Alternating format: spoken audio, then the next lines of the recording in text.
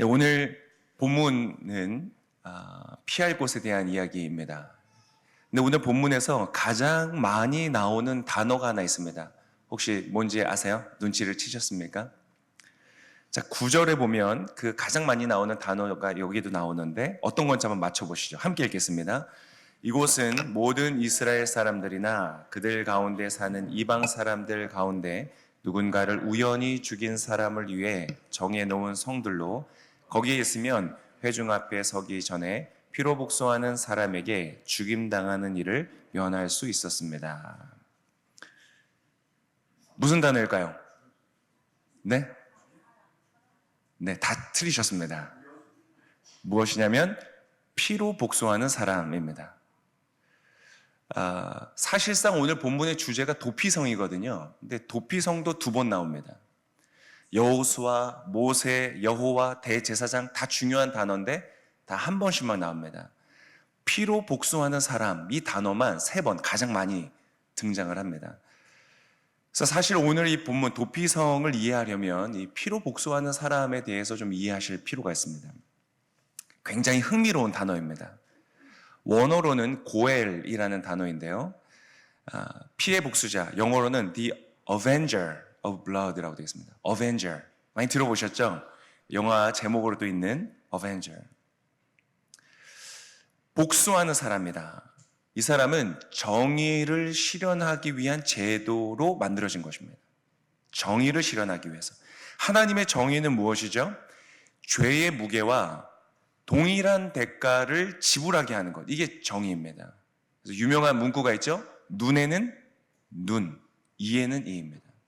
즉 내가 누군가에게 10만 불의 손해를 끼쳤다면 제가 얼마의 대가를 보상해야 되죠? 10만 불을 내야 되는 것입니다. 이것이 하나님의 정의입니다.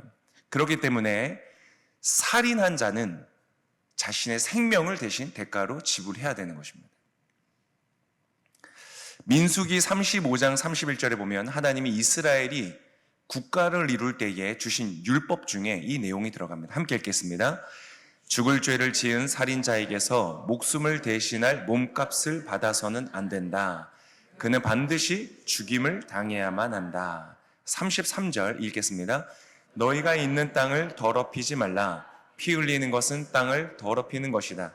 피 흘린 사람의 피 외에는 거기에 흘려진 피를 속죄할 것이 없다. 특히 하나님께서는 생명에 관해서 아주 엄격하게 말씀하십니다. 살인자에게 몸값을 대신받고, 이것은 이제 구속한다는 의미죠. 대신 다른 것으로 값을 지불해서 죄를 용서받는 것인데 그렇게 하면 안 된다는 겁니다. 살인한 자는 반드시 죽임을 당해야 된다. 이것이 하나님의 정의입니다. 그래서 이 살인자를 추격해 가서 그 대가를 지불하게 합니다. 그 사람을 죽게 하는 겁니다. 그것을 법적으로 허용하죠. 그러면 그걸 누가 할까요? 그 당시에는 군대도 없고 경찰도 없는 그런 상황 속에서 누가 이 정의를 실현하게 될까요? 바로 피해를 입은 사람의 친족 중에, 가장 가까운 친족 중에 한 사람을 선정하게 됩니다. 그 사람을 고엘이라고 부르는 것입니다. 그 사람은 정의를 실현하기 위하여 살인자를 찾아가 추적하여서 그 사람의 생명을 내어놓도록 하는 그러한 역할을 하는 것입니다. 그래서 정의란 굉장히 공평하죠. 하나님의 정의는 공평하고 정의롭습니다. 그렇지만 동시에 굉장히 무서운 것입니다. 그것은 죄를 추적해오는 것입니다. 그냥 적당히 대충 지나갈 수 없습니다. 하나님의 법은 이루어지게 됩니다. 결국 이 고엘이 의미하는 바가 무엇인가? 오늘 사실 드리고 싶은 말씀이 너무 많기 때문에 다 줄여서 빠르게 말씀드리겠습니다. 이 고엘은 결국 무엇을 의미할까요? 심판자 되시는 하나님을 의미합니다. 우리의 죄를 끝까지 추적하셔서 언제요? 마지막 날 주 예수여 오시옵소서 말하는 이 예수님이 어떠한 모습으로 오시는가? 고엘의 모습으로 오신다. 심판자로 오신다. 모든 사람들이 평생을 살면서 했던 모든 행동들을 그 앞에 펼쳐놓고 그 모든 죄의 대가를 치르게 할 것이다. 잘한 일은 상을 주실 것이고 죄를 지은 것은 대가를 지불하게 하실 것이다. 그래서 정말로 여러분 모든 죄인들은요 두려워해야 됩니다.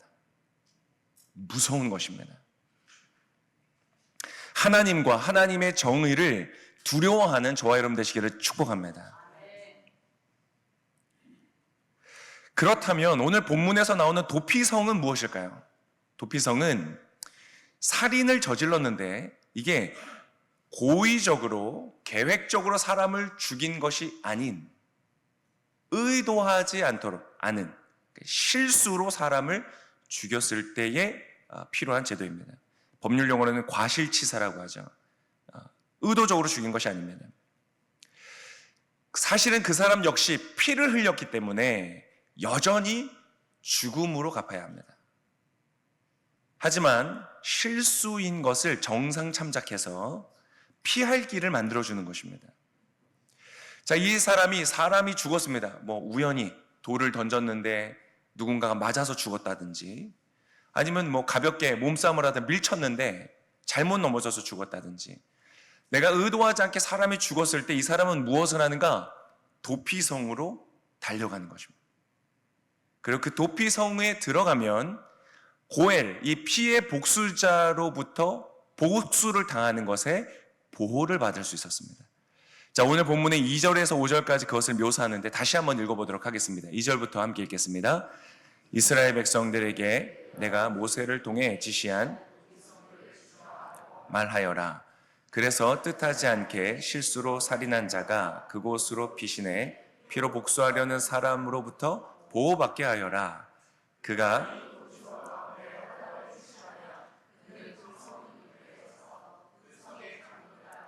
자기 사건을 진술해야 한다.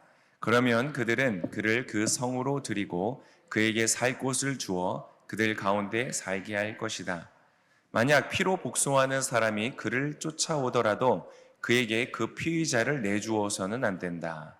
그가 어떻게 하다가 우연히 죽인 것이지 전부터 미워서 죽인 것이 아니기 때문이다. 자, 이 고엘, 피해 복수자로부터 보호해 주는 것이니 이것은 은혜와 자비를 베푸는 것입니다. 그렇지만 동시에 살펴보면 일종의 이 처벌의 기능도 있는 것입니다. 생명을 건지지만 그 성을 벗어날 수는 없습니다. 다시 자신의 삶의 일상으로 자신의 가족과 자신의 직장과 자신의 삶이 있는 곳으로 돌아갈 수 없습니다. 벗어나면 고엘이 쫓아와서 복수를 하는 것이 허용되기 때문입니다. 그러니까 일종의 구금 상태로서 벌을 받게 되는 것이죠. 이 도피성이라고 지정되어 있는 성들을 보면 대략 한 1제곱킬로미터의 사이즈라고 합니다. 그러니까 넓지 않죠. 여기에서 지금 이 교회에서 글렌필드 몰까지 한 500m 정도 되거든요. 그러니까 그 2배 정도 되는 거리에 있는 공간 안에 있어야만 되는 겁니다. 상당히 좀 답답함이 있죠. 하지만 그래도 죽을 자신의 목숨이 살게 되니 이것은 굉장히 감사한 은혜의 처사이다고 볼 수 있습니다. 그리고 또 그 이제 모든 책임을 이제 끝나고 집으로 돌아갈 수 있는데 할 수 있는 것이 어디 나오냐면 6절에 설명되어 있습니다. 6절 같이 한번 읽겠습니다. 시작. 그는 심판하는 회중 앞에 설 때까지나 그 당시에 대제사장이 죽을 때까지 그 성에서 살아야 할 것이다. 그 후에야 그는 자기 성으로 곧 그 도망쳐 나온 자기 집으로 돌아갈 수 있다. 대제사장이 죽고 나면 대제사장은 이 종신직 죽을 때까지 하는 것이기 때문에 그 대제사장이 죽고 새로운 대제사장이 서면 자신의 집으로 돌아갈 수 있다. 즉 흥미롭게도 대제사장의 죽음이 곧 이 죄인이 자유하게 되는 길이다. 무엇을 상징할까요? 네. 여기도 할 말이 너무 많은데 히브리서에서 말하는 것처럼 우리의 대제사장 되시는 예수 그리스도를 의미합니다. 예수 그리스도의 죽으심으로 모든 죄인이 자유를 얻게 되는 것입니다. 할렐루야. 저와 여러분이 주 안에서 자유함을 입은 줄을 믿습니다. 성경의 곳곳에 보면 예수님을 그려놓았습니다. 이 대제사장이 죽음이 있을 때 도피성에서부터 자유로워진다. 예수 그리스도의 십자가를 염두하고 하나님께서 설치해 놓은 제도인 것이죠. 자, 똑같습니다. 도피성은 무엇을 의미할까요? 무엇을 상징할까요? 우리의 도피성 되시는 피난처가 되시는 예수 그리스도를 상징하는 것입니다. 마치 유월절날, 유월절에 피 아래에 있는 자들은 심판을 면하였던 것처럼 우리도 우리의 도피성 되시는 예수님께 피하면 피의 심판자로부터 구원을 받게 되는 것입니다. 할렐루야. 정말 놀라운 일이지 않습니까? 성경 전체가 예수님을 증거하고 있습니다. 오늘 본문에서 모든 단어들이 예수 그리스도를 증거하고 있는 것입니다. 고엘, 심판자로서 오실 예수 그리스도, 이것도 예수님을 말합니다. 추적해 오시는 분. 그렇지만 동시에 도피성처럼 심판을 피할 우리의 피난처가 되시는 예수님, 그리고 우리의 대제사장 되셔서 죽으심으로써 우리를 자유롭게 하신 예수님. 할렐루야. 우리 예수님을 찬양하기를 원합니다. 우리가 찬양할 분이 있다면, 우리가 경배할 분이 있다면 오직 예수님 한 분이신 줄을 믿습니다. 그래서 오늘 예배도 어떠한 자리인가? 여러분, 노래하고 말씀 듣고 하는 자리가 아닙니다. 이 자리는 예수님을 향하여 달려가는 자리인 것입니다. 여러분, 예수님께 달려가시기를 축원합니다. 그분 우리의 피난처가 되셔서 여러분을 안아주실 것입니다. 우리를 보호하시고 새로운 시작으로 인도하여 주실 줄을 믿습니다. 어제까지 나의 인생에 무슨 일이 있었다고 할지라도, 돌이킬 수 없는 실수가 있었다고 할지라도 예수님 안에 있으면 오늘 새로운 소망이 열리는 줄을 믿습니다. 자, 복수자 고엘, 이 단어가 아주 흥미로운 단어라고 말씀을 드렸는데요. 정말 흥미로운 부분이 여기 있습니다. 이거 말씀을 드리겠습니다. 고엘의 또 다른 번역이 있습니다. 자, 이사야 44장 6절에 보면 이 고엘이 나오는데 어떤 단어인지 한번 맞춰보세요. 같이 한번 읽겠습니다. 이스라엘의 왕인 여호와, 이스라엘의 구원자인 만군의 여호와가 이같이 말하노라. 나는 처음이요 나는 마지막이라. 나 외에 다른 신이 없느니라. 고엘이 뭘까요? 네? 와, 역시 실력이 대단하시네요. 맞으셨습니다. 구원자입니다. 구원자. 영어로는 Redeemer. 들어보셨죠? Redeemer. 많이 알려진 말입니다. 구원자, 구속자, 우리말 성경 버전으로 보면 구세주라고 되어 있습니다. 자, 이 Redeemer, 고엘은 어떠한 사람이냐? 어떤 사람이 파산을 했습니다. 모든 재산을 잃어버리고 빚을 갚을 수 없고 그 인생이 완전히 경제적으로 망했을 때 이 고엘이 등장합니다. 가까운 친족 중에 한 사람이 그 사람의 모든 대가를 대신 지불해 줍니다. 그리고 그 사람의 기업을 다시 얻고 새로운 인생에 새로운 시작을 할 수 있도록 그 기반을 내어주는 사람, 그 사람이 바로 이 고엘인 것이죠. 성경의 대표적인 리디머 고엘이 누구가 있을까요? 보아스가 있습니다. 역시 수준이 대단하십니다. 네, 대단하십니다.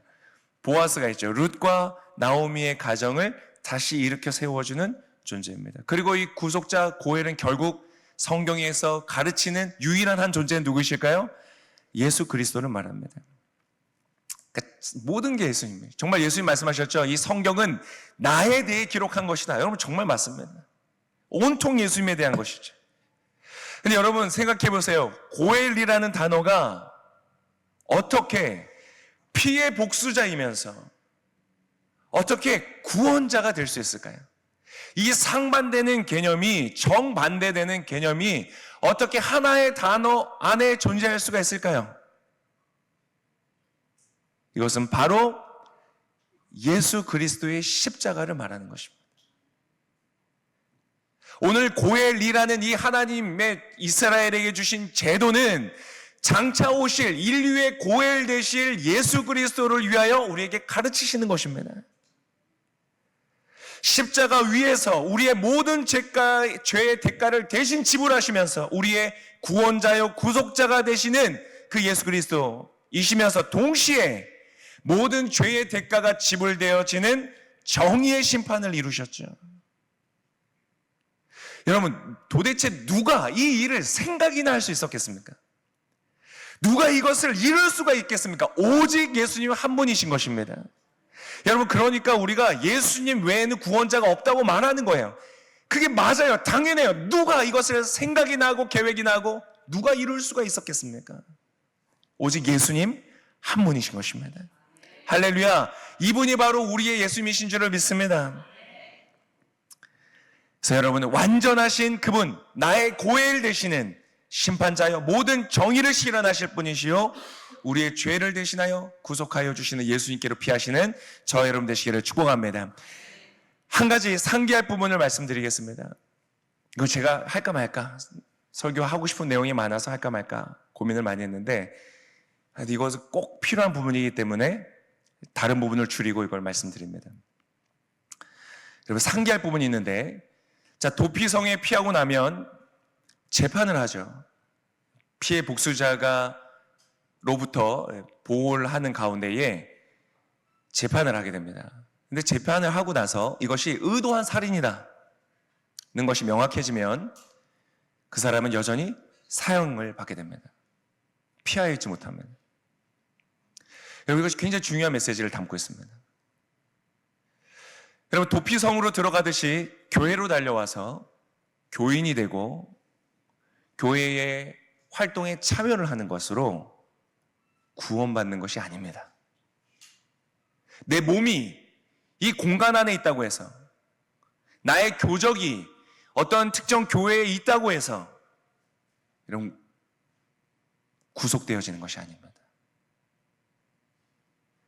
의도한 죄는 심판을 받게 됩니다. 우리는 어떻습니까? 예수 그리스도 안에서 용서가 되죠. 우리는 한 걸음 더 나아간 용서를 받습니다. 의도한 죄여도 용서받습니다. 그러나 중요한 사실은 중심으로 회개해야 되는 것입니다. 회개해야 됩니다. 현대 이것을 강조하는 이유는 현대 우리나라의 기독교와 서구 중심의 기독교가 너무 지나치게 용서를 강조하다가 하나님의 심판의 엄중함을 잃어버린 것이 많기 때문에 그렇습니다. 교회에 왔습니다. 예수님을 믿습니다. 그런데 예수님과 아무런 상관없는 삶을 살아갑니다. 여전히 교회에 오기 전과 똑같이 사람을 미워합니다. 미워한 것이 살인죄라고 하였지만 별로 개의치 않습니다. 별로 심각하게 생각하지 않습니다. 왜요? 나는 그냥 도피성이 있다고 생각하니까요. 여전히 미워하고 여전히 거짓말을 하며 여전히 악을 행합니다. 하지만 나는 구원받았다고 생각합니다. 여러분, 그것은 틀렸습니다. 성경은 한 번도 그렇게 말씀하시지 않았습니다.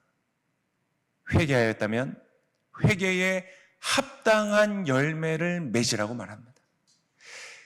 열매로서 그 사람을 알게 된다. 만약 합당한 열매가 없다면 그의 믿음은 가짜이고 그는 영원한 심판을 받게 될 것이다고 성경은 말하고 있습니다.